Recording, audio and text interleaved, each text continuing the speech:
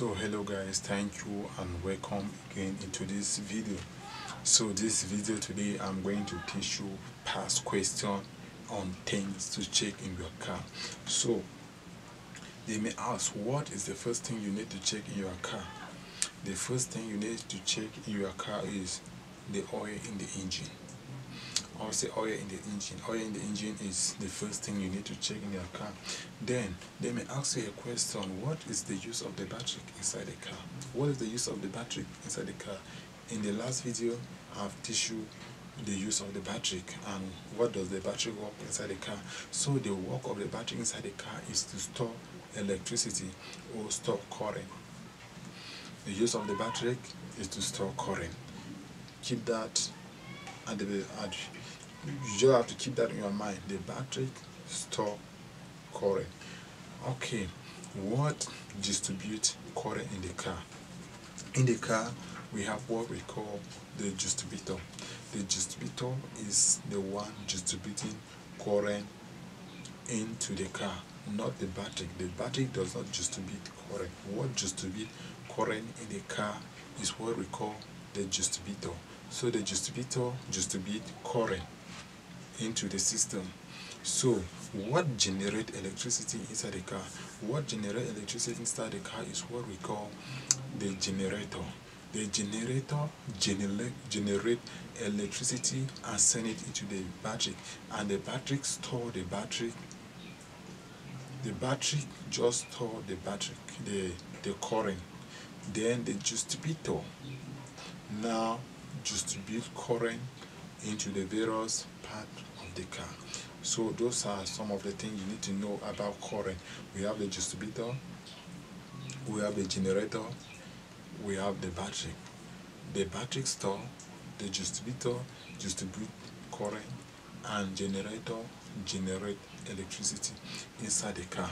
What store current? What store oil in the engine?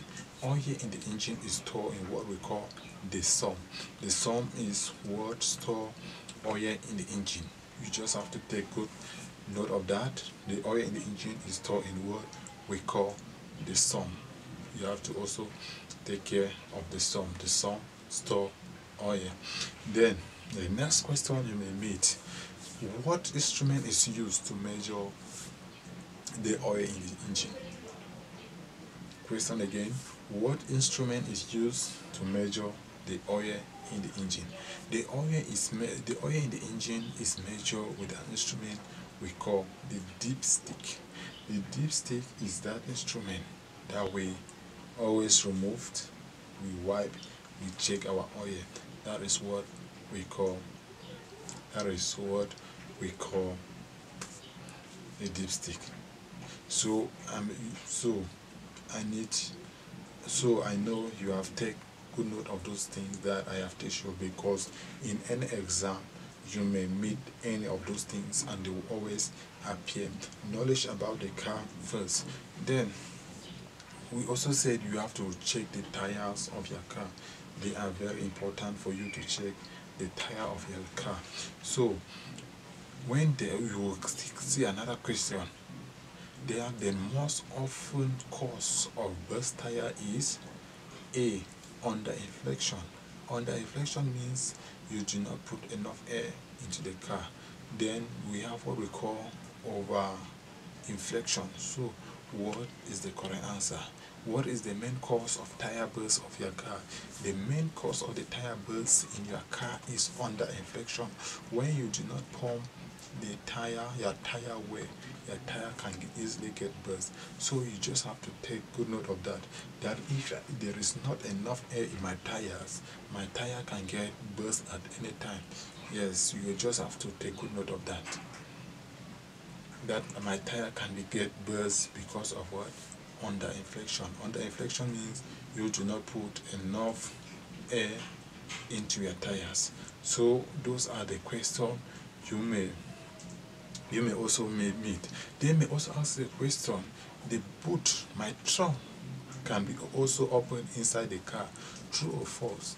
Can you open the trunk, your boot of your car from inside the car?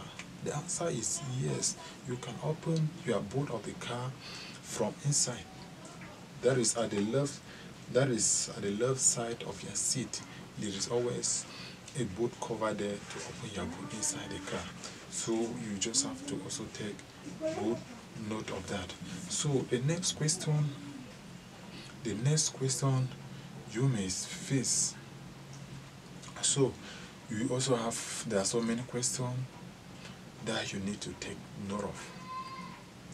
This one that I have tell you, this one for on things you need to check inside the car.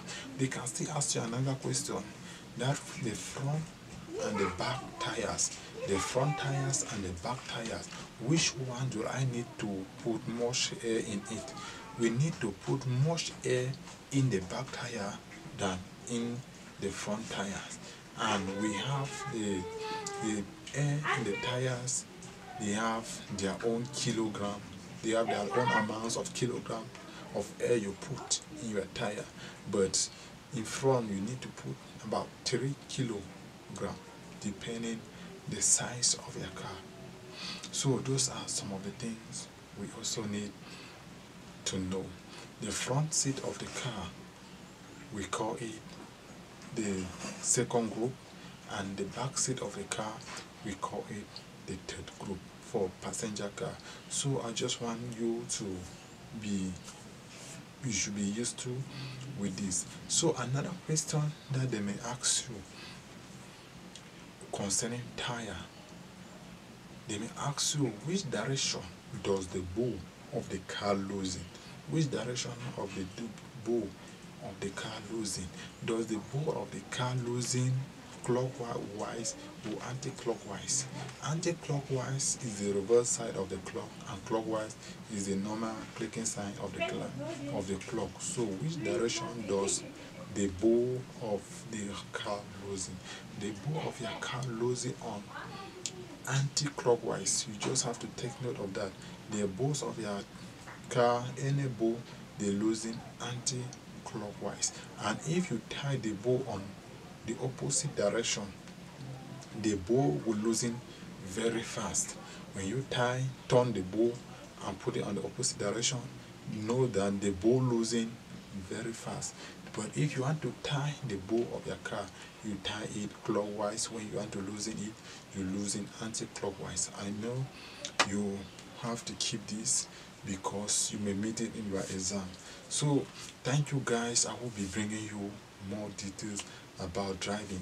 Driving is very good and you have to take good note. What are the keys concerning driving you need to know? Thank you guys for watching this video. I will be bringing you more video concerning driving and to open your head, give you knowledge, everything you need to know about driving. So this one is the knowledge about the car first before driving. So thank you for watching. See you.